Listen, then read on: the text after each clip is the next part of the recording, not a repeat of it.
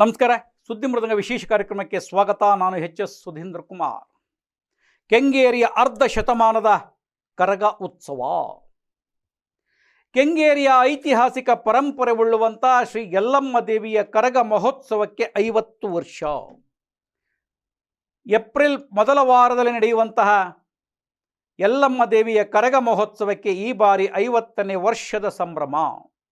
50ನೇ ವರ್ಷದ ಸಂಭ್ರಮವನ್ನು ಅತ್ಯಂತ ಅದ್ಧೂರಿಯಾಗಿ, ಅರ್ಥಪೂರ್ಣವಾಗಿ, ವಿಶೇಷವಾಗಿ ಆಚರಿಸಬೇಕು ಅನ್ನುವಂತಹ ಯಲ್ಲಮ್ಮ ದೇವಿ ದೇವಸ್ಥಾನದ ಆಡಳಿತ ಮಂಡಳಿಯ ಮುನ್ನುರಾಜು, ಕೃಷ್ಣ, ವೈ ಕೃಷ್ಣ ಹಲವರ ಆಶಯದೊಂದಿಗೆ ದೇವಸ್ಥಾನದೊಳಗೆ ಯಶವಂತಪುರ ಕ್ಷೇತ್ರದ ಶಾಸಕ, ಮಾಜಿ ಸಹಕಾರ ಸಚಿವ ಎಸ್ ಟಿ ಸೋಮಶೇಖರ್ ಅಧಿಕಾರಿಗಳ ಮುಖಂಡರ ಸಭೆಯನ್ನು ನಡೆಸಿ ಏನು ಆಗಬೇಕಾಗಿದೆ ಅನ್ನುವಂಥ ಮಾಹಿತಿಯನ್ನು ಪಡೆದುಕೊಂಡು ಸೂಚನೆಯನ್ನು ಕೊಟ್ಟರು. ಅನೇಕ ಸಮಸ್ಯೆಗಳನ್ನು ಎಳೆದರೂ ಅದು ಬಗೆಹರಿಸುವಂಥ ಮಾತುಗಳನ್ನು ಕೂಡ ಆಡಿದ್ರು. ಏನೇನು ಆಗಬೇಕು ಅನ್ನುವಂಥದ್ದು, ಏನಾಗ್ತಾ ಇದೆ, ಏನಾಗುತ್ತೆ ಅನ್ನುವಂಥದ್ದು, ಒಂದು ಕಡೆಯಿಂದ ರಕ್ಷಣೆಯಿಂದ ಹಿಡಿದು, ನೀರಿನ ವ್ಯವಸ್ಥೆಯಿಂದ ಹಿಡಿದು, ಶೌಚಾಲಯ ವ್ಯವಸ್ಥೆಯಿಂದ ಹಿಡಿದು, ಸಾಂಸ್ಕೃತಿಕ ಕಾರ್ಯಕ್ರಮದಿಂದ ಹಿಡಿದು, ಕರಗದ ಮೆರವಣಿಗೆಯಿಂದ ಹಿಡಿದು ಪ್ರತಿಯೊಂದು ವ್ಯವಸ್ಥೆಯು ಕೂಡ ಯಾವುದೇ ಲೋಪವಾಗದಂತೆ ನೋಡಿಕೊಳ್ಳುವಂತಹ ವಿಚಾರಗಳನ್ನು ಅನೇಕ ಅಧಿಕಾರಿಗಳು ಮಾತನಾಡಿದರು. ಸೋಮಶೇಖರ್ ಅವರು ಕೂಡ ಈ ಕಾರ್ಯಕ್ರಮಕ್ಕೆ ರಾಜ್ಯದ ಮುಖ್ಯಮಂತ್ರಿ ಸಿದ್ದರಾಮಯ್ಯ, ಉಪಮುಖ್ಯಮಂತ್ರಿ ಡಿ ಕೆ ಶಿವಕುಮಾರ್ ಅವರನ್ನು ಆಹ್ವಾನಿಸಿದ್ದಾರೆ, ಬರ್ತಾರೆ. ಉಳಿದ ಮಂತ್ರಿಗಳನ್ನು ಕೂಡ ಕರೆದುಕೊಂಡು ಬರುವ ಜವಾಬ್ದಾರಿ ನನ್ನದು. ಏನಾಗಬೇಕಾಗಿದೆ ಅನ್ನುವಂಥದ್ದನ್ನು ಹೇಳಿ, ಊಟ ತಿಂಡಿ ಮತ್ತೊಂದು ವ್ಯವಸ್ಥೆಯ ಬಗ್ಗೆ ಬಹಿರಂಗವಾಗಿ ಚರ್ಚೆ ಬೇಡ, ನಾವು ಕುಳಿತು ಏನು ಬೇಕಾ ವ್ಯವಸ್ಥೆಯನ್ನು ಮಾಡೋಣ, ದೇವಿಯ ಸೇವೆಯನ್ನು ಮಾಡೋಣ ಅನ್ನುವಂಥ ಸೋಮಶೇಖರ್ ಅವರು ಮಾತುಗಳನ್ನು ಆಡಿದರು. ಅದಕ್ಕೆ ಯಾರ್ಯಾರು ಮಾತಾಡಿದಂತ ಸ್ವಲ್ಪ ತೋರಿಸಿ. ಚರಂಡಿಗಳ ಒಳಚರಂಡಿಗಳ ವ್ಯವಸ್ಥೆ ಮತ್ತು ಕರಗಮಂಟಪ ಸ್ವಚ್ಛತೆ ಹಾಗೂ ಕುಡಿಯುವ ನೀರಿನ ವ್ಯವಸ್ಥೆ, ಈ ಎಲ್ಲ ವ್ಯವಸ್ಥೆಗಳು ಆಗಬೇಕು. ಆಮೇಲೆ ಆರೋಗ್ಯ ಇಲಾಖೆ ಯಾಕೆಂದರೆ ಲಕ್ಷಾಂತರ ಜನ ಭಕ್ತಾದಿಗಳು ಬರ್ತಾರೆ ಈ ಕಾರ್ಯಕ್ರಮಕ್ಕೆ, ಹಾಗೂ ಅನೇಕ ಗಣ್ಯ ಈ ಕಾರ್ಯಕ್ರಮ ಬರ್ತಾರೆ. ಇದರ ಪ್ರಯುಕ್ತ ಆರೋಗ್ಯ ಇಲಾಖೆ ವತಿಯಿಂದ ಹೆಚ್ಚಿನ ಸಿಬ್ಬಂದಿ ವರ್ಗ, ಕರಗದ ಪ್ರಯುಕ್ತ ಹೆಚ್ಚಿನ ಸಿಬ್ಬಂದಿ ವರ್ಗ ಬೇಕು. ಆರೋಗ್ಯ ಇಲಾಖೆ ಪ್ರಾರ್ಥನೆ ಮಾಡ್ಕೊಳ್ತೀನಿ. ಅದೇ ರೀತಿ BWSSB ಇಲಾಖೆ 27ರಿಂದ 7/4/26 ಕುಡಿಯುವ ನೀರಿನ ವ್ಯವಸ್ಥೆ ಇರಬೇಕು. ಕಾರಣ ಈ ಕರಗದ ಪ್ರಯುಕ್ತ ಪ್ರತಿನಿತ್ಯ ಎಲ್ಲ ವೀರಕುಮಾರರು ಸ್ನಾನ ಮಾಡಬೇಕು, ಎಲ್ಲ ಭಕ್ತಾದಿಗಳು ಸ್ನಾನ ಮಾಡಬೇಕು. ತೊಂದರೆ ಆಗ್ತದೆ, ಕುಡಿಯುವ ನೀರಿಗೆ ಮತ್ತು ಸ್ನಾನ ಮಾಡಕ್ಕೆ ತೊಂದರೆ ಆಗ್ತದೆ. ಈ ಒಂದು 11 ದಿನ ಕಾಲ ಪ್ರತಿನಿತ್ಯನೂ ಕಾವೇರಿ ನೀರಿನ ವ್ಯವಸ್ಥೆ ಆಗಬೇಕು, ತೊಂದರೆ ಆಗಬಾರ್ದು. ಮತ್ತು ಕರಗ ಮಂಟಪದಲ್ಲಿ ಒಂದು 50,000 ಜನ ಊಟ ಮಾಡ್ತಾರೆ, ಅಲ್ಲಿ ಕುಡಿಯುವ ನೀರಿನ ವ್ಯವಸ್ಥೆ ಆಗಬೇಕು. ಪ್ರಯುಕ್ತವಾಗಿ ಈ ಜನವರಿಯಿಂದನೇ ಎಲ್ಲ ಕೆಲಸ ಕಾರ್ಯಗಳು ಶುರು ಮಾಡಿದೀವಿ. ಒಂದು 80-85% ರೋಡ್ಗಳೆಲ್ಲ ಕವರ್ ಆಗಿದೆ, ಎಲ್ಲ ಡಿಸಿಲ್ಟಿಂಗ್ ಆಗಿದೆ, ಯಾವ್ಯಾವ ಸ್ಲ್ಯಾಬ್ ಡ್ಯಾಮೇಜ್ ಆಗಿದೆ ಎಲ್ಲ ರೀಪ್ಲೇಸ್ ಮಾಡಿದೀವಿ. ವೈಕೃಷ್ಣ ಅವರು ಅವ್ರ ನೇತೃತ್ವದಲ್ಲಿ ಯಾವ ರೋಡ್ಗಳು ಕಾಂಕ್ರೀಟ್ ಆಗಬೇಕು ಅಂತ ತೋರಿಸಿದ್ರು, ಅದನ್ನು ಮಾಡಿಕೊಟ್ಟಿದ್ದೀವಿ. ಸಣ್ಣ ಪುಟ್ಟ ಬಾಕಿ ಇದೆ ಸ್ವಲ್ಪ ಕೆಲಸಗಳು, ಅವನು ಎಲ್ಲ. ಶಿವಕುಮಾರ್ ಅವರ ಅಂಗಡಿ ಹತ್ರ ಬಂದು, ಸರ್ ಸ್ಯಾನಿಟರಿ ಡ್ಯಾಮೇಜ್ ಆಗ್ಬಿಟ್ಟು ಆ ಸ್ಯಾನಿಟರಿ ನೀರೆಲ್ಲ ನಮ್ಮ ಮೋರಿ ಹೋಯ್ತು ಸರ್ ಅಂಗಡಿ ಬೀದಿಲಿ. 1 ತಿಂಗಳಿಂದ ಸರ್ ಫುಲ್ಲು ಸ್ಮೆಲ್ಲು. ಅದೇ ಸರ್ ಅಂಗಡಿ ಬೀದಿಲಿ ನಾರಾಯಣಪುರ ಅಂಗಡಿ ಹತ್ರ ಚೇಂಬರ್ ಹೊಡೆದೋಗ್ಬಿಡಿ ಸರ್. ಹೊರಗಡೆಯಿಂದ ನೀರು ಎಲ್ಲ ಲೀಕೇಜ್ ಆಗಿ ಹೊರಗಡೆ ಹೋಗಿ ಅದೊಂದ್ಸರಿ ಸ್ಯಾನಿಟರಿ ಇಲ್ಲಿ ಸರ್ ಅಂಗಡಿ ಇದ್ರು ಇಲ್ಲಿ ಅಂಗಡಿ ಬೀದಿಲಿ ಏನಪ್ಪಾ ಅಂತಂದ್ರೆ, ನಿಮ್ಮೆಲ್ರಿಗೂ ಗೊತ್ತಿರೋ ಹಾಗೆ ಕರೆಂಟ್ ಹೋಗದೆ ಇರೋ ಹಾಗೆ ನೋಡ್ಕೊಳ್ಳೋಂಥ ಒಂದು ಜವಾಬ್ದಾರಿ ನಮ್ಮ ಮೇಲಿರ್ತದೆ. ಸೊ ಇಲ್ಲಿ ಏನು ಅಂತಂದ್ರೆ, ಏನು ಕರಗ ಶುರು ಆದಂಗ ಏನು ಧ್ವಜಸ್ತಂಭ ನೆಡುವ ಒಂದು ಧ್ವಜಸ್ತಂಭ ಕಾರ್ಯ ಆವಾಗಿನಿಂದನೂ ಸಹ ಹಿಡಿದು ನಮ್ಮ ಕರಗ ಮಹೋತ್ಸವ ಹಾಗೂ ಊರಬ್ಬ ಜಾತ್ರಾ ಮಹೋತ್ಸವ ಮುಗಿಯುವವರೆಗೂ ಸಹ ನಾನು ತಮ್ಮೆಲ್ಲರಲ್ಲೂ ತಿಳಿಯೋದಕ್ಕೆ ಇಷ್ಟಪಡೋದು ಏನಂತಂದರೆ, ಖಂಡಿತವಾಗ್ಲೂ ಮಾನ್ಯ ಶಾಸಕರ ನಿರ್ದೇಶನ, ಅವರ ಆದೇಶದ ಮೇರೆಗೆ ನಾವೆಲ್ಲರೂ ಸಹ ಶ್ರಮಪಟ್ಟು ಏನು ಕರೆಂಟ್ ಹೋಗದೇ ಇರೋ ಹಾಗೆ ನಾವು ನೋಡ್ಕೊಳ್ತೀವಿ ಅಂತ ಈ ಸಂದರ್ಭದಲ್ಲಿ ತಮ್ಮೆಲ್ಲರಿಗೂ ತಿಳಿಸೋದಕ್ಕೆ ಇಷ್ಟಪಡ್ತಾ ಇದ್ದೀನಿ. ಕ್ರಿಕೆಟ್ ಪಟುಗಳಿಗೆ ಸುವರ್ಣ ಅವಕಾಶ. ಯುಗಾದಿ ಹಬ್ಬದ ಪ್ರಯುಕ್ತ ಮಾರ್ಚ್ 9ರಿಂದ 15ನೇ ತಾರೀಖಿನವರೆಗೆ ಕೆಂಗೇರಿ ಉಪನಗರದ ಗಣೇಶ ದೇವಸ್ಥಾನ ಆಟದ ಮೈದಾನದಲ್ಲಿ STS ಕ್ರಿಕೆಟ್ ಪಂದ್ಯಾವಳಿ ಆಯೋಜಿಸಿದ್ದು, ಆಕರ್ಷಕ ಬಹುಮಾನಗಳ ಸಹಿತ ಭಾಗವಹಿಸುವ ತಂಡಗಳಿಗೆ ಪ್ರೋತ್ಸಾಹಕ ಧನ ನೀಡಲಾಗುತ್ತಿದೆ. ಯಶವಂತಪುರ ಕ್ಷೇತ್ರ ವ್ಯಾಪ್ತಿಯಲ್ಲಿ ಮತದಾರರಾಗಿರುವ ಆಟಗಾರರು ತಂಡಗಳ ಸಹಿತ ನೋಂದಾಯಿಸಲು ಕೋರಿದೆ. ಕ್ರಿಕೆಟ್ ಪಂದ್ಯಾವಳಿಯಲ್ಲಿ ಪಾಲ್ಗೊಳ್ಳಿ, ಆಕರ್ಷಕ ಬಹುಮಾನ ನಿಮ್ಮದಾಗಿಸಿಕೊಳ್ಳಿ. STS ಕಪ್ ಕ್ರಿಕೆಟ್ ಪಂದ್ಯಾವಳಿ ಸ್ವಾಗತ ಕೋರುವ ಎಂ ಅರುಣ್ ಕುಮಾರ್, ಅಧ್ಯಕ್ಷರು, ಯಶವಂತಪುರ ಕ್ಷೇತ್ರ ಯುವ ಕಾಂಗ್ರೆಸ್. BWCCಯಿಂದ ಸಾಹೇಬ್ರ ಇದು ಆದೇಶದ ಮೇರೆಗೆ ಈಗಾಗಲೇ ಹೊಸದಾಗಿ LED ದೀಪಗಳನ್ನೆಲ್ಲ ಅಳವಡಿಸಿ ಕಾರ್ಯ ಮಾಡಿಸ್ತಾ ಇದ್ದೀವಿ. ಸಾಹೇಬ್ರ ಆದೇಶದಂತೆ ಅದನ್ನು ಎಲ್ಲ ಕರೆಕ್ಟಾಗಿ ಆನ್ ಆ್ಯಂಡ್ ಆಫ್ ಆಗೋಂಗೆ ನೋಡ್ಕೊಂತೀವಿ. ಒಂದು ವಾರಕ್ಕೆ ಆಫ್ ಆಗ್ಬಿಡ್ತಾವೆ ಅಂತ ಕಂಪ್ಲೇಂಟ್ ಮಾಡ್ತಾವ್ರೆ. ಇಡೀ ಬಲ್ಬ್ ವಾರಕ್ಕೆ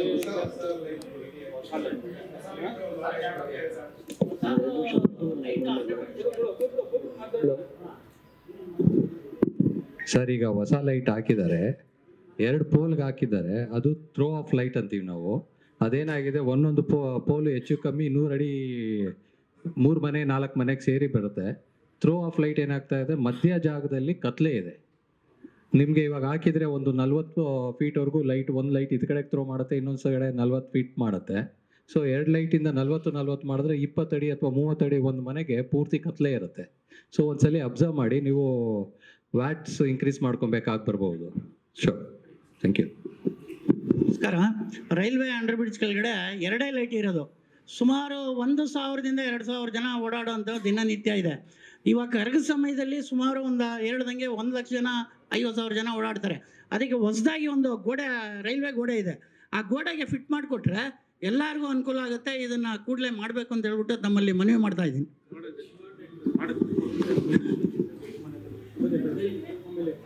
ಟ್ರಾಫಿಕ್ ಯಾಕೆ ಶಂಕರನಾಗ್ ಸರ್ಕಲ್ ಜಾಸ್ತಿ ಆಗ್ತಾ ಇದೆ ಅಂದರೆ, ಫಸ್ಟು ಇಲ್ಲ ಮೇಯ್ನಾಗಿ ದೊಡ್ಡಾಲ್ಮರ ರೋಡ್ ಬಂದಾಗಿದೆ.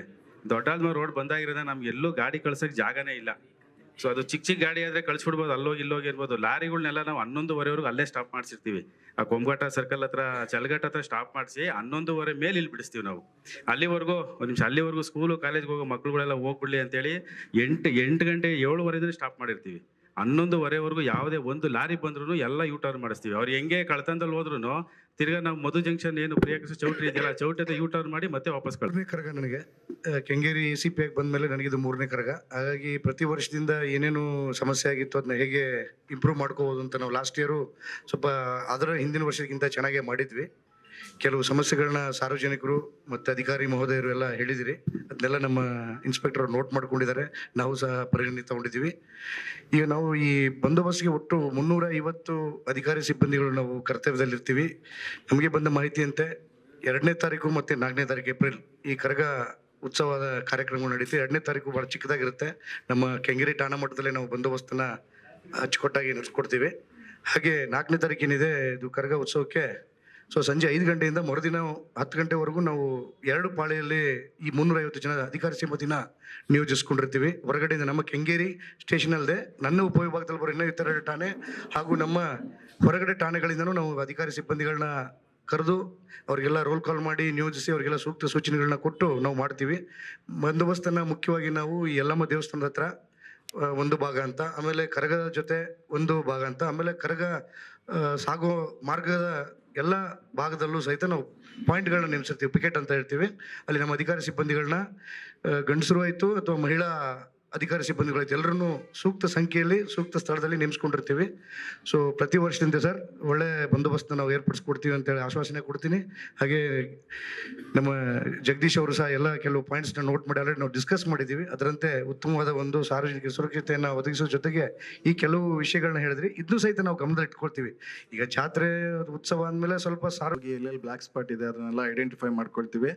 ಈ ಸಲ ಎಲ್ಲೆಲ್ಲಿ ಪಾಯಿಂಟ್ ಹಾಕ್ತೀವಿ ಸಿಬ್ಬಂದಿಗೆ ಅವರಿಗೆ ರಿಫ್ಲೆಕ್ಟಿವ್ ಜಾಕೆಟ್ ಕೊಡ್ತೀವಿ. ರಿಫ್ಲೆಕ್ಟಿವ್ ಜಾಕೆಟ್ ಕೊಟ್ಟರೆ ಅಟ್ಲೀಸ್ಟ್ ಒಂದು 50 ಮೀಟರ್ ಸರೌಂಡಿಂಗಲ್ಲಿ ಪೊಲೀಸ್ ಅವ್ರದ್ದು ವಿಸಿಬಿಲಿಟಿ ಅಲ್ಲಿ ಗೊತ್ತಾಗ್ತದೆ. ಮತ್ತು ಲ್ಯಾಂಡ್ ಆರ್ಡ್ರು ಮತ್ತು ಟ್ರಾಫಿಕ್ನವರೆಲ್ಲ ಒಟ್ಟಿಗೆ ಸೇರ್ಕೊಂಡು ಮಾಡ್ಕೊಂಡು KSRP ಅವರು ಕೂಡ ಈ ಸಲ ತಗೊಳ್ತಾ ಇದ್ದೀವಿ. ಇಂಪಾರ್ಟೆಂಟು ಫಂಕ್ಷನ್ ಪ್ಲೇಸ್ ಹತ್ರ ಮತ್ತು ದೇವಸ್ಥಾನದ ಹತ್ರ ಬ್ಯಾರಿಕೇಡಿಂಗ್ ಮಾಡಿಸ್ತೀವಿ. ಮತ್ತು CC ಕ್ಯಾಮ್ರಾ ಎಲ್ಲೆಲ್ಲಿ ಅವಶ್ಯಕತೆ ಇದೆ ಅದನ್ನು ಕೂಡ ಒಂದು ಅಸೆಸ್ ಮಾಡಿಸ್ತೀನಿ ಸರ್. ಟೆಂಪ್ರವರಿ ಒಂದು 4 ದಿನದ ಮಟ್ಟಿಗೆ CC ಕ್ಯಾಮ್ರಾ ಹಾಕ್ಸ್ಲಿಕ್ಕೂ ಕೂಡ ವ್ಯವಸ್ಥೆ ಮಾಡಿಸ್ತೀವಿ. ನಮ್ಗೆ ತುಂಬ ಅವಶ್ಯಕತೆ ಇರೋದು ಸ್ಟ್ರೀಟ್ ಲೈಟ್ ಡಿಪಾರ್ಟ್ಮೆಂಟ್ ಜೊತೆ ಇರ್ತಕ್ಕಂಥ ಕೋಆರ್ಡಿನೇಷನ್ ಸರ್. ನಾವು ಇವಾಗ ಏನು ಮಾತಾಡಿದ್ವಿ ಮಹೇಂದ್ರ ಅವರು, ನಾವು ಎಲ್ಲ ಮಾತಾಡಿದ್ದು ಲಕ್ಷ್ಮೀ ಮೇಡಮ್ ಅವರು ಬರೀ ಮೈನ್ ರೋಡ್ ಬಗ್ಗೆ ಮಾತಾಡ್ತಾ ಇದ್ದೀವಿ. ನೈಟ್ ರೌಂಡ್ ದಿನ ನಾವು ಹೋದ್ರೆ ಸರ್ ನಮ್ಮ ಒಳಗೆರಳ್ಳಿ, ದುಬಾಸಿಪಾಳ್ಯ, ನಮ್ಮ ಕೋಡಿಪಾಳ್ಯದ ಒಳಗಡೆ, ಗಾಣ್ಕಲ್ಲು, ಶ್ರೀನಿವಾಸಪುರ ಕಾಲೋನಿ ಒಳಗಡೆ ಸ್ಟ್ರೀಟ್ ಲೈಟ್ ಇರೋದಿಲ್ಲ ಸರ್. ಒಂದು ಕಡೆ ಆನ್ ಆಗಿರುತ್ತೆ, ಇನ್ನೊಂದು ಕಡೆ ಆನ್ ಆಗಿರಲ್ಲ. ನಮ್ಮ ವಿಶ್ವೇಶ್ವರಯ್ಯ ಲೇಔಟು ಮತ್ತು ಬನಶಂಕರಿ 6 ಸ್ಟೇಜಲ್ಲಿ ಹೋದ್ರೆ ಅವ್ರು BDAದವ್ರು ನಮಗೆ ಬರಲ್ಲ ಅಂತಾರೆ, ಇವರು ನಮಗೆ ಬರುತ್ತೆ ಅಂತಾರೆ. ಒಟ್ಟು ಕೋಆರ್ಡಿನೇಷನ್ ಪ್ರಾಬ್ಲಮ್ ಇದೆ. ರಾತ್ರಿ ನಾವು 11 ಗಂಟೆಗೆ ಫೋನ್ ಮಾಡಿದಾಗ ಒಂದು ಮೆಸೇಜ್ ಮಾಡಿರ್ತೀವಿ ಸಂಗಮೇಶ್ವರ್ ಅವ್ರಿಗೆ, ನೀವು ರಿಪ್ಲೈನೇ ಕೊಡೋದು. ಹಾಗಾಗಿ ನನ್ನ ಕರ್ಗ ಎಂಡ್ ಆಗೋವರೆಗೂ ನಮ್ಮ ಪೌರ ಕಾರ್ಮಿಕರು ಎಲ್ಲರನ್ನೂ ಎಲ್ಲ ವರ್ಗನ ಡೈವರ್ಟ್ ಮಾಡಿಕೊಂಡು ಸ್ವಚ್ಛತೆ ಏನೇ ಇದ್ರು ನಾವು ಕ್ಲಿಯರ್ ಮಾಡ್ಕೊಡ್ತೀವಿ ಪ್ರತಿದಿನ ಡೈಲಿ ಬೇಸಿಸಲ್ಲಿ. ಮತ್ತು ಸ್ವಚ್ಛತೆ ಮುಂಚೆ, ಈ ಕರ್ಗಕ್ಕಿಂತ ಮುಂಚೆ ಎಲ್ಲರಿಗೂ ಕ್ಲಿಯರ್ ಮಾಡಿಸ್ಕೊಡ್ತೀವಿ. ಸ್ವಚ್ಛತೆ ಕರ್ಗ ಆದ್ಮೇಲೆ ಕ್ಲಿಯರ್ ಮಾಡಿಸ್ಕೊಡ್ತೀವಿ, ನಮ್ಮ ಜವಾಬ್ದಾರಿ ಇರುತ್ತೆ. ಇನ್ನೇನಾಗಿದೆ ಮತ್ತೆ 21ನೇ ತಾರೀಕು ಶರಣ, 27ರಿಂದ ನಿಮ್ಮದು, 21 ಶನಿವಾರ. ಏನು ಪ್ರದೀಪ್ ಅಷ್ಟೊತ್ತಿಗೆ ಒಂದು ಲೆವೆಲ್ ಆಗುತ್ತಲ್ವ, ಅದು ಟೆಂಡರ್ ಮಾಡಿದ ತಕ್ಷಣನೇ ಅದು ಮಾಡೋಣ. ಮಿಕ್ಕದ್ದು ಏನೇನಿದೆ 21ನೇ ತಾರೀಕು ಶನಿವಾರ ಇರ್ತದೆ, ನನಗೂ ಅಸೆಂಬ್ಲಿ ಇರ್ತದೆ ಶನಿವಾರ. ಮತ್ತೆ ಇವತ್ತೇನೇನು ಮಾಡಿದ್ದೀರಿ ಅದೆಲ್ಲ ರಿವ್ಯೂ ಮಾಡೋಣ. ಈ ಇದ್ರ ಡಿಪಾರ್ಟ್ಮೆಂಟಿಂದ ಕನ್ನಡ ಮತ್ತು ಸಂಸ್ಕೃತಿ ಇಲಾಖೆ ಸಪ್ರೇಟಾಗಿ ಕೊಟ್ಬಿಡಿ ಅದನ್ನು. ಅಲ್ಲ, ನನ್ನ ಕೈ ಕೊಟ್ಟರೆ ನಾನು ಅಸೆಂಬ್ಲಿ ಇರ್ತದೆ 6ನೇ ತಾರೀಕು, ವಿಶೇಷವಾಗಿ ಅವ್ರ ಕೈಲಿ ಬರೆಸ್ತೀನಿ, ಮಂತ್ರಿಗಳ ಕೈಲಿ ಅದನ್ನು ಬರೆಸ್ತೀನಿ. ಇನ್ನು ಮಿಕ್ಕದ್ದು ಊಟದ್ದು ಪಡೋದು ಏನಿರುತ್ತೆ ನಾವು ನೀವು ಕೂತ್ಕೊಂಡು ಮಾತಾಡೋಣ, ಪಬ್ಲಿಕ್ಕಾಗಿ ಬೇಡ, ಅದು ಮಾತಾಡೋಣ. ಈಗ 21ನೇ ತಾರೀಕು ಮತ್ತೆ ಸೇರ್ಬಿಡೋಣ. ಅವತ್ತು ಇದು ಯಾವ್ದಾದ್ರು ಕಂಪ್ಲೇಂಟ್ ಹೇಳೋರಲ್ಲ, ಅದು ಯಾವುದು ಕೂಡ ಒಂದು ಇರಬಾರ್ದು. ಅದನ್ನು ಅವತ್ತು 100% ಸೆಟ್ರೈಟ್ ಮಾಡಿಬಿಡಿ. ಮಿಕ್ಕದ್ದೇನಿಲ್ಲ, ಎಲ್ಲ ಕೋಆರ್ಡಿನೇಟ್ ಮಾಡ್ತಾರೆ. ಇನ್ನು 50ನೇ ವರ್ಷ ಅಂಥೇಳಿ ಭಾಳಷ್ಟು ನಮ್ಮ ಮುನ್ರಾಜು ಮತ್ತು ಅವ್ರ ಕಮಿಟಿಯವರೆಲ್ಲ ಇದ್ದಾರೆ. ಅವ್ರಿಗೆ ನಾವು ಅಪ್ರಿಷಿಯೇಟ್ ಮಾಡಬೇಕು ACP ಸಾಹೇಬ್ರೆ. ಯಾಕೆ ಅಂದರೆ ಈ ದೇವಸ್ಥಾನ ಹಿಂಗಿರಲಿಲ್ಲ, ಭಾಳಷ್ಟು ಶ್ರಮ ಹಾಕಿದ್ದಾರೆ. ಮುನ್ರಾಜು ಅವರ ಒಂದು ಟೀಮ್ ಅವರೆಲ್ಲ ಇದ್ದಾರೆ, ಭಾಳಷ್ಟು ಆ್ಯಕ್ಟಿವ್ ಆಗಿ ಇಷ್ಟು ದೇವಸ್ಥಾನವನ್ನು ಕಟ್ಟಬೇಕು ಅಂತೇಳಿ 24/7 ಎಲ್ಲ ಕೆಲಸ ಮಾಡಿದ್ದಾರೆ. ಆಮೇಲೆ ಮುಂದ್ಗಡೆದು ಕೂಡ ಅವರು ತೆಗೆದುಕೊಂಡು ಇದನ್ನ ವಿಶಾಲವಾಗಿ ಒಂಥರ ಯಾತ್ರಾ ಸ್ಥಳ ಮಾಡಬೇಕು ಅಂತಕ್ಕಂಥದ್ದೇ ಅವರ ಉದ್ದೇಶ. ಅದಕ್ಕೆ 50ನೇ ವರ್ಷ, ಅದಕ್ಕೆ ಮುಖ್ಯಮಂತ್ರಿಗಳು ಉಪಮುಖ್ಯಮಂತ್ರಿಗಳು ಇಬ್ಬರನ್ನೂ ನಾನು ಇನ್ವೈಟ್ ಮಾಡ್ತೀನಿ. ಇದಕ್ಕೆ ನಮ್ಮ ನೋಡಿ ರಾಮಲಿಂಗ ರೆಡ್ಡಿ ಅವ್ರ ಹೆಸರನ್ನು ಬಿಟ್ಟೋಗಿದೆ. ರಾಮಲಿಂಗ ರೆಡ್ಡಿ ಅವರು ಮುಜರಾಯಿ ಮಂತ್ರಿಯವರು, ಅಲ್ಲಲ್ಲ ಸಚಿವರು ಅಂತಿದೆ, ಪರ್ಟಿಕ್ಯುಲರ್ಗೆ ರಾಮಲಿಂಗಾರೆಡ್ಡಿ ಅವರು ಮುಜರಾಯಿ ಸಚಿವರು, ಅದೊಂದು ಹೆಸರು ಇದ್ದು ಬಿಡಲಿ. ಬೇಕಾದ್ರೆ ನೋಡೋಣ, ಇನ್ನೂ ಟೈಮ್ ಇದೆ, ಅಸೆಂಬ್ಲಿ ನಡೀತಿದ್ದಾಗಲೇ ಹೇಳ್ತೀನಿ. ಹೌದು, ಅಲ್ಲ ನೀವು ಪತ್ರಿಕೆ ಯಾವಾಗ ಮಾಡ್ಕೊಳ್ಳೋದು?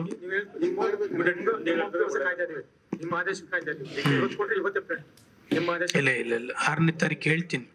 6ನೇ ತಾರೀಕು ಮಾತಾಡಿ ಯಾರ್ಯಾರು ಬರ್ತಾರೆ ಅದಕ್ಕೆ ಅವ್ರ ಹತ್ರ ಪರ್ಸನಲ್ ಆಗಿ ಮಾತಾಡಿ, ಆಮೇಲೆ ನಿಮ್ನ 3-4 ಜನ ಕರ್ಕೊಂಡು ಹೋಗ್ತೀನಿ, ನಾನೇ ಕರ್ಕೊಂಡು ಹೋಗಿ ಅದನ್ನ ಮಾತಾಡ್ತೀನಿ. ಸಂಸ್ಕೃತಿ ಇಲಾಖೆದು ನೀವು ನನಗೆ ಕೊಟ್ಬಿಟ್ರೆ 6ನೇ ತಾರೀಕು ಸ್ಯಾಂಕ್ಷನ್ ಮಾಡಿಸ್ಕೊಡ್ತೀನಿ. ಅದು 2ಕ್ಕೆ ಅಲ್ಲ, ಅವ್ರನ್ನೂ ಹಾಕ್ಕೊಳ್ಳಿ. ಬಟ್ ಇದಕ್ಕೆ ನೀವೇನೇನು ಪ್ರೋಗ್ರಾಮ್ ಕೇಳ್ತಾ ಇದ್ದಲ್ಲ, 2 ದಿವಸ ಎಷ್ಟೆಷ್ಟು ಗಂಟೆಗೆ ಅಂತ ಬಂದರೆ ಅಷ್ಟಕ್ಕೆ ಆದೇಶ ಮಾಡಿಸ್ಕೊಡ್ತೀನಿ. ಕುಡಿಯೋ ನೀರ್ದು ಯಶವಂತ್ ಅವರೇ ಸ್ವಲ್ಪ ಅದು ಇಂಪಾರ್ಟೆಂಟು. ಇನ್ನು ಮಿಕ್ಕದ್ದೇನು ಯಾರಿಗೂ ಏನು ಹೇಳ್ಬೇಕಾದಿಲ್ಲ, ಎಲ್ಲ ಅವರವರು ಮಾಡ್ಕೋತಾರೆ. ಮತ್ತು 21ನೇ ತಾರೀಕು ಶರಣ ಮುಂದ್ರಾಜು. ಅದಕ್ಕಿಂತ ಮುಂಚೆ ಏನಾರು ಇದ್ದರೆ ಡೈಲಿ ಇರ್ತೀನಿ, ಡೈಲಿ ರೊಟೇಷನ್ ಏನಾರ ಮಾತಾಡ್ಬೇಕಾದ್ರೆ ಏನಾರ ಅದಕ್ಕಾದರೆ ಹೇಳಿದ್ರೆ ಇಲ್ಲೇ ಆಫೀಸ್ಗೆ ಹೋಗುವಾಗ ಇಲ್ಲೇ ಬರ್ತೀನಿ, ಮಾತಾಡ್ಕೊಳ್ಳೋಣ. ಅಷ್ಟೇ ತಾನೇನಾ? Okay, thank you sir. ಅದು ದೇವಸ್ಥಾನದ ವರದಿ ಒಂದು ಪಕ್ಕಕ್ಕೆ ಇಟ್ಟು ಮತ್ತೊಂದು ಚೂರು ಮುಂದುವರೆದ ಭಾಗದಲ್ಲಿ ನಾವು ಹೇಳುವಂಥದ್ದಾದರೆ, ಬೀದಿ ದೀಪಗಳೊಳಗೆ ಅವ್ಯವಹಾರವಾಗ್ತಾ ಇದೆ, ಬೀದಿ ದೀಪಗಳು ಸರಿ ಹೋಗುತ್ತಿಲ್ಲ ಅನ್ನುವಂಥ ಒಂದು ವರದಿಯನ್ನು ಸುದ್ದಿ ಮೃದಂಗ ಮಾಡಿತ್ತು.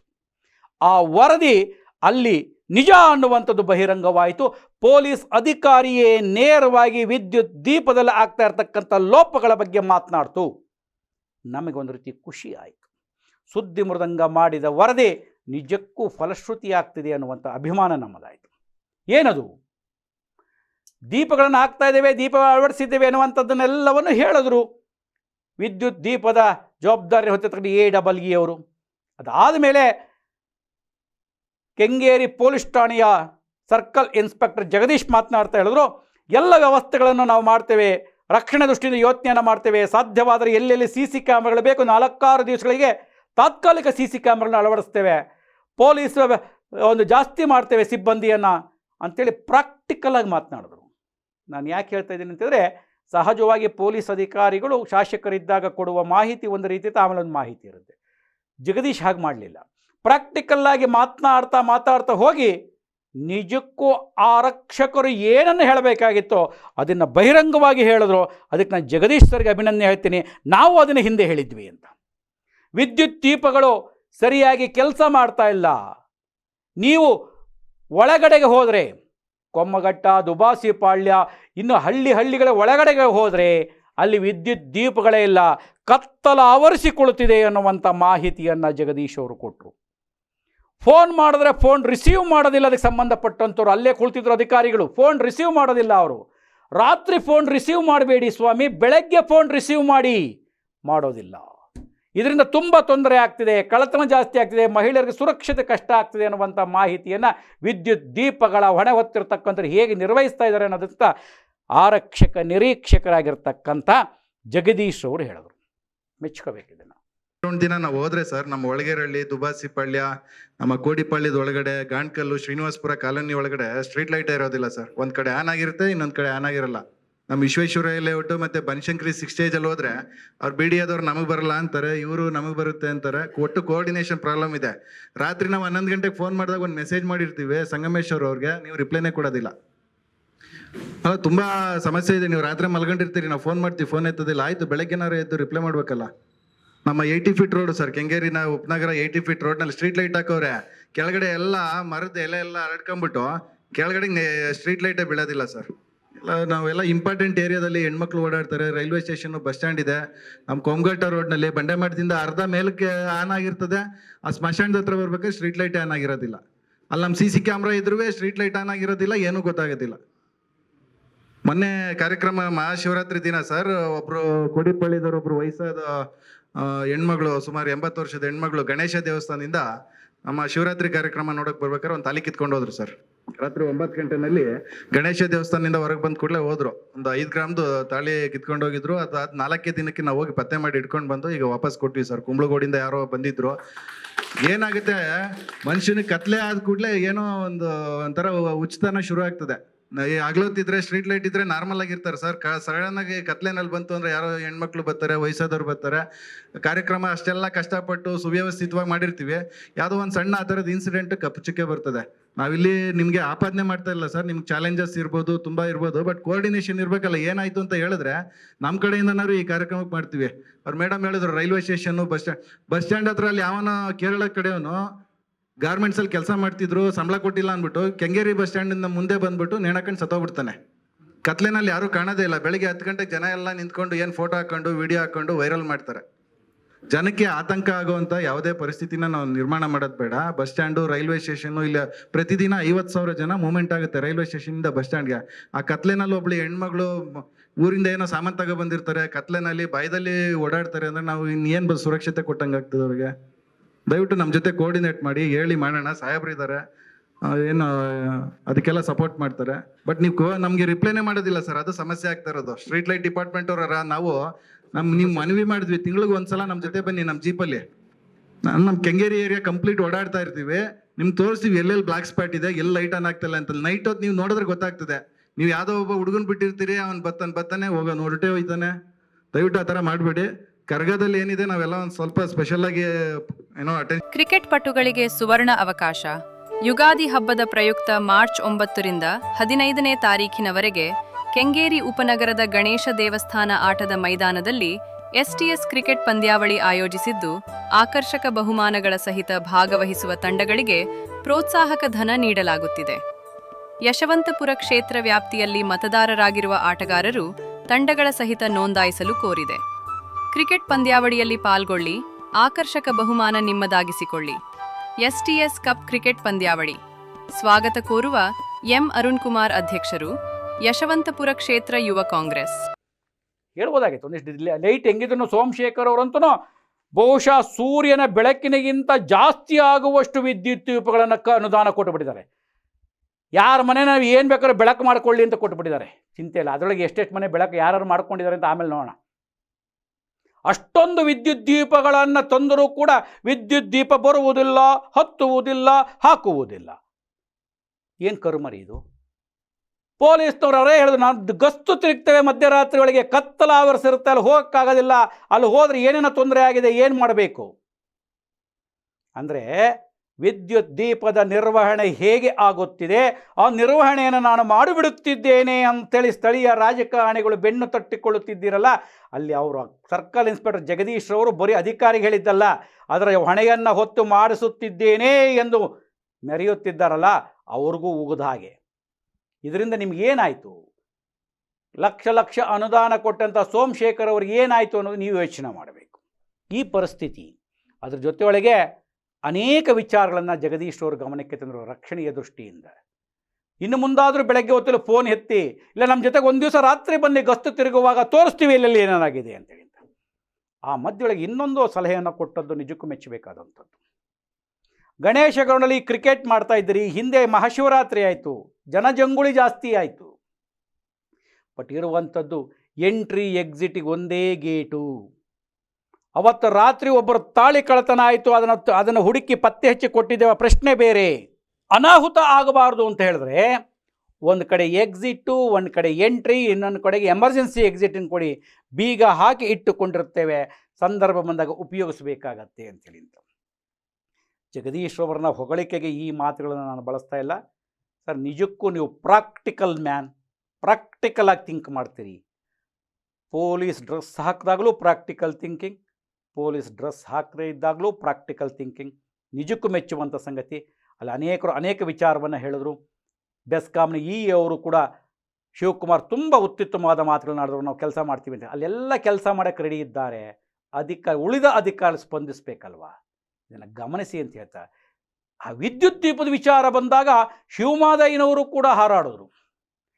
ಲೈಟ್ ಹಾಕಿ 3 ದಿವಸಕ್ಕೆ ಹೊರಟೋಗಿದೆ, 5 ದಿವಸಕ್ಕೆ ಹೊರಟೋಗಿದೆ, ಲೈಟ್ ಹತ್ತುತ್ತಾನೇ ಇಲ್ಲ. ಯಾರು ಹೇಳಿದ್ದು? ಅಭ್ಯರ್ಥಿ, ಪ್ರಬಲ ಅಭ್ಯರ್ಥಿ ಹೇಳಿದ ಮಾತನ್ನೇ BBMPಯ ಅಧಿಕಾರಿಗಳು ಅಥವಾ BBMPಯ ಗುತ್ತಿಗೆದಾರರು ಅಥವಾ ಲೈಟ್ನವ್ರು ಕೇಳಲ್ಲ ಅಂದರೆ ಇನ್ನು ಯಾರ ಮಾತನ್ನು ಕೇಳ್ತಾ ಇದ್ದಾರೆ? ಇನ್ನು ಲೈಟ್ ಆನ ಆಫಾ, ಯಾರ ಮನೆಯಲ್ಲಿ ಆನು ಯಾರ ಮನೆಯಲ್ಲಿ ಆಫು ಅನ್ನುವಂಥದ್ದು ಯೋಚನೆ ಮಾಡಬೇಕಾಗತ್ತೆ ಅಂತ ಹೇಳ್ತಾ ಸಂಗಮೇಶ್ನವ್ರು ಕೇಳಿದ್ರೆ, ಸಂಗಮೇಶ್ನ ಒಂದು ಒಬ್ಬರು ಇರೋದು 4 ಕಾನ್ಸ್ಟಿಟ್ಯೂನ್ಸಿ ಮೇಂಟೈನ್ ಮಾಡಬೇಕಾಗ್ತಾರೆ. 4 ಕಾನ್ಸ್ಟಿಟ್ಯೂನ್ಸಿ ಮೇಂಟೈನ್ ಮಾಡೋದು ತುಂಬ ಕಷ್ಟ ಆಗ್ತದೆ ಅಂತ ಅವ್ರು ಹೇಳ್ತಾ ಇದ್ದಾರೆ. ಈಗ ಮೊನ್ನೆ ನಮ್ಮ ಜಗದೀಶ್ ಸಾಹೇಬರು ಕೇಳಿದ್ರು, ಅವ್ರು ಇರೋ ಸತ್ಯ ತಮ್ಮ ಗಮನಕ್ಕೆ ತಂದಿದ್ದಾರೆ. ಅದ್ರ ಬಗ್ಗೆ ತಾವಿಬ್ಬರು ಕೂಡ ಏನು ಚಕ್ಕರ್ ಮಾತಾಡ್ತಾ ಇಲ್ಲ. ಈಗ ಲಕ್ಷ್ಮೀ ಮೇಡಮ್ ಕೇಳ್ತಾ ಇದ್ದಾರೆ, ಈ BDA ಲೈಟ್ ನೋಡು BBMP ಕಡೆ ಹೇಳ್ತಾರೆ, BBMPನವರು BDA ಮೇಲೆ ಹೇಳ್ತಿದ್ದಾರೆ ಅಂತ ಹೇಳ್ಬಿಟ್ಟು.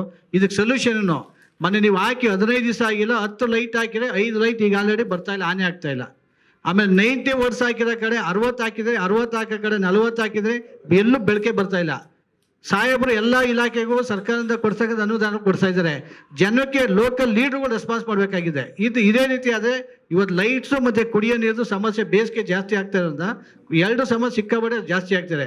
ದಯಮಾಡಿ ಇದ್ರ ಬಗ್ಗೆ ತಾವು ಸ್ಪಷ್ಟತೆ ಮಾತಾಡಬೇಕು ಅಂತ. ಕರಗ ಯಶಸ್ವಿಯಾಗಿ ನಡೆಯಲಿ. ಆ ಮಧ್ಯೊಳಗೆ ವಿದ್ಯುತ್ ದೀಪದ ಅವರು ಚರ್ಚೆ ಮಾಡಿದ್ದನ್ನು ನಾವು ನಮಗೆ ಹೋಲಿಕೆ ಮಾಡಿಕೊಂಡು ಆ ವಿಚಾರವನ್ನು ಹೇಳಿದ್ದಕ್ಕೆ ತಪ್ಪೋ ಸರಿಯೋ ನೀವೇ ನಿರ್ಧಾರವನ್ನು ಮಾಡಿ. ವಿದ್ಯುತ್ ದೀಪದ ಬೆಳಕು ಎಲ್ಲರಿಗೂ ಸಿಗಬೇಕು, ಕಂಪ್ನಿದ ಹೌದಾ ಅಲ್ಲ ಅನ್ನುವಂಥ ಸಮಗ್ರ ತನಿಖೆ ಆಗಲಿ ಅಂತ ಹೇಳ್ತಾ ಮತ್ತೆ ವಿಶೇಷ ಸುದ್ದಿ, ವಿಶೇಷ ಮಾಹಿತಿಯನ್ನು ಹೊತ್ತು ಬರ್ತಾನೆ. ನಮಸ್ಕಾರ.